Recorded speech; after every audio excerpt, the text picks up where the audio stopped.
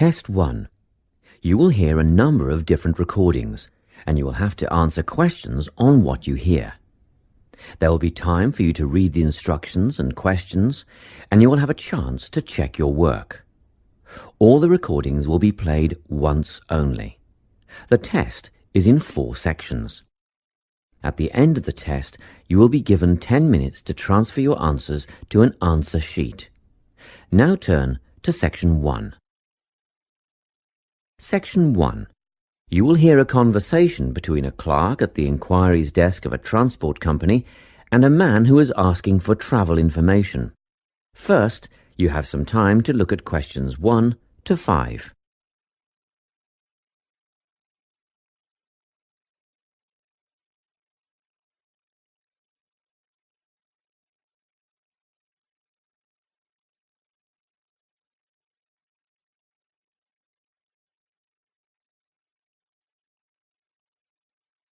You will see that there is an example that has been done for you. On this occasion only, the conversation relating to this will be played first. Good morning, Travel Link. How can I help you? Good morning. I live in Bayswater and I'd like to get to Harbour City tomorrow before 11 a.m. Well, to get to Bayswater... No, I live in Bayswater. My destination is Harbour City. Oh, sorry, right. So that's Bayswater to Harbour City. Are you planning to travel by bus or train? The man wants to go to Harbour City, so Harbour City has been written in the space. Now we shall begin. You should answer the questions as you listen, because you will not hear the recording a second time. Listen carefully and answer questions 1 to 5. Good morning, Travel Link. How can I help you? Good morning. I live in Bayswater and I'd like to get to Harbour City tomorrow before 11 a.m. Well, to get to Bayswater... No, I live in Bayswater. My destination is Harbour City. Oh, sorry. Right, so that's Bayswater to Harbour City. Are you planning to travel by bus or train? I don't mind, really. Whichever option is faster, I suppose. Well, if you catch a railway express, that'll get you there in under an hour. Let's see. Yes, if you can make the 9:30 a.m. express, I'd recommend you do that. Great. Which station does that leave from? Helendale is the nearest train station to you. Did you say Helensvale? No, Helendale. That's Helendale. What's the best way to get to the Helendale station then? Well, hang on a minute while I look into that. Now, it seems to me that you have 2 options. Option 1 would be to take the 7:06 bus from the Bayswater Shopping Centre to Central Street. When you get there, you transfer to another bus which will take you to the station. Or the second option, if you don't mind walking a couple of kilometres, is to go directly to Central Street and get straight on the bus going to the train station. OK, which bus is that? The 792 will take you to the station. I guess the walk will be good for me, so that might be the better option. What time do I catch the 792? There are 2 buses that should get you to the station on time, one just before 9 o'clock and one just after. But look, at that time of the morning it might be better to take the earlier one, just in case there's a traffic jam or something. The 8:55 is probably safer than the 9:05. Yeah, I don't want to miss the train, so I'll be sure to get on the 5 to 9 bus. Before you hear the rest of the conversation, you have some time to look at questions 6 to 10.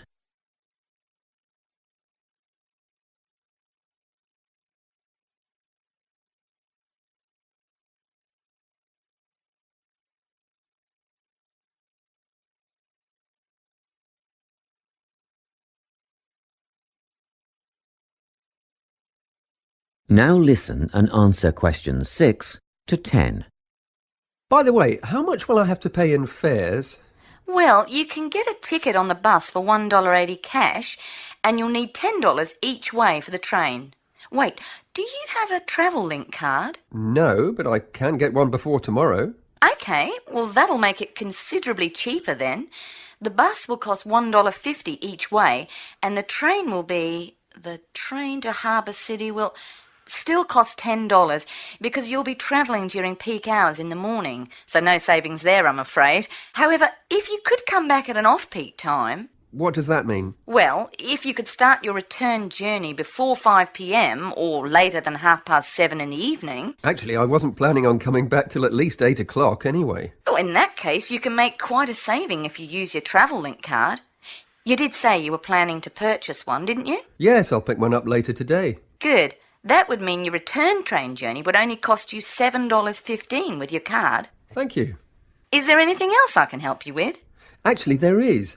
Do you know if I can use the travel link card on ferries? If you're thinking of the Harbour City ferries that go back and forth between the North and South Bank, those are the commuter ferries, then yes. A one-way trip costs $4.50, but with your card you'd make a 20% saving and only pay $3.55.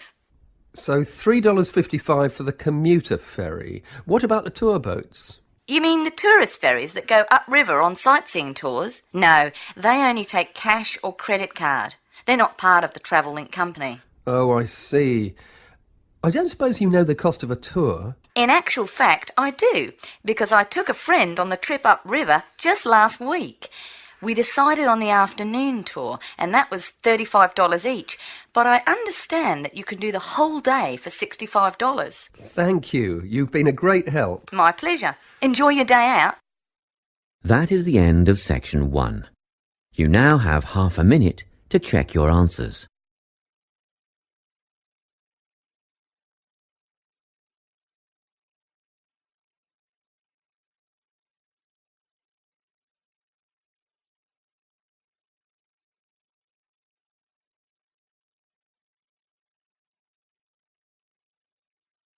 Section 2. You will hear a guidance counsellor talking to a group of students. First, you have some time to look at questions 11 to 14.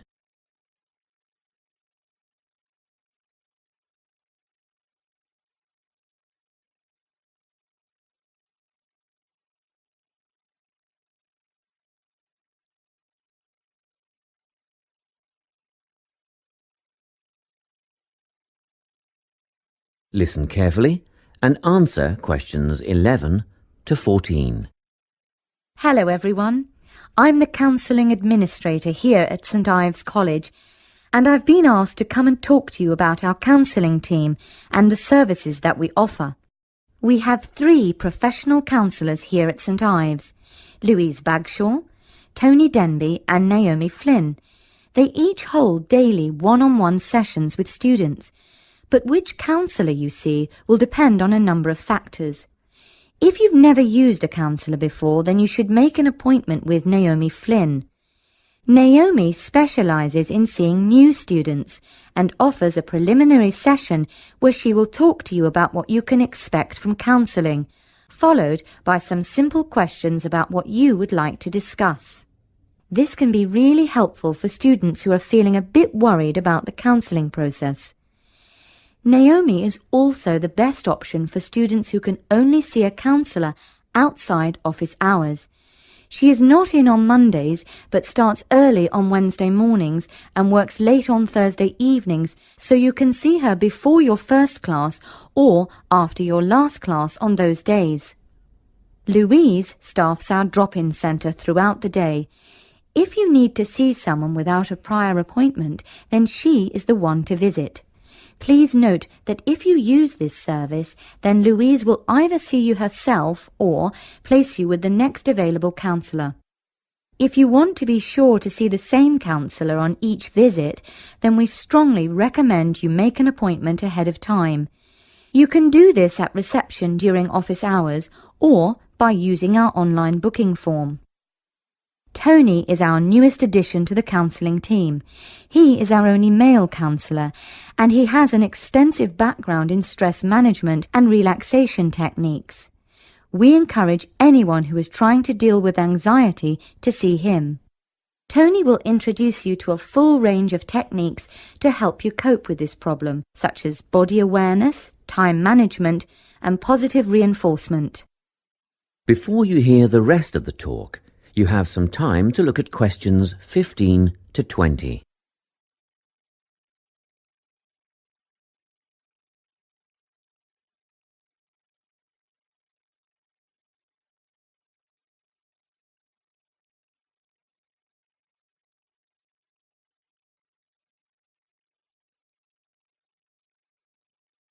Now listen and answer questions 15 to 20.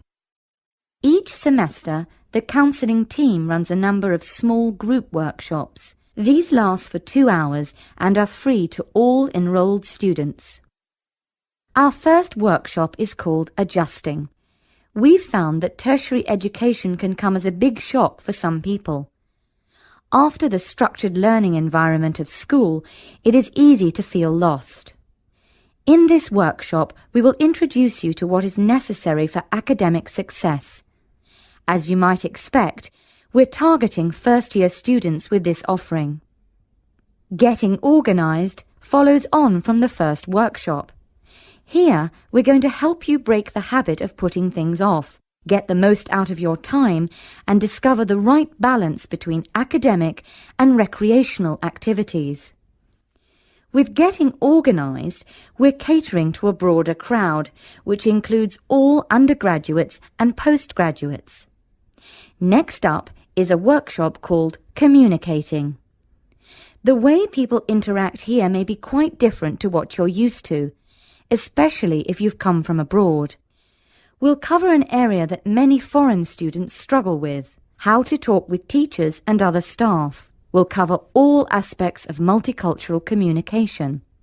International students tend to get a lot out of this class, so we particularly encourage you to come along. But I must say that sometimes students from a local background find it helpful too. So, everyone is welcome.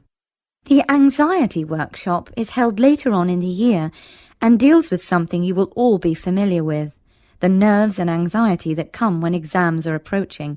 Many students go through their entire academic careers suffering like this, but you don't have to. Come to this workshop and we'll teach you all about relaxation and how to breathe properly, as well as meditation and other strategies to remain calm.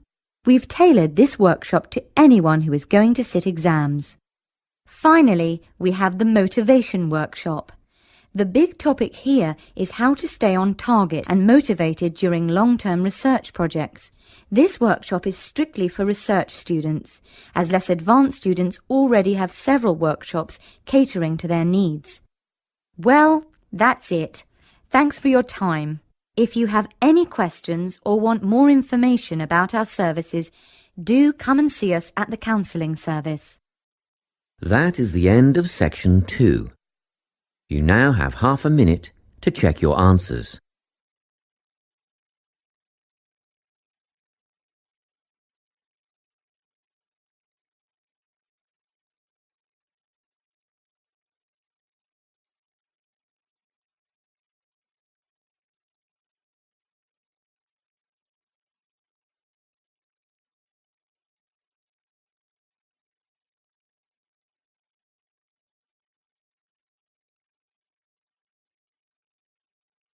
Now turn to section 3.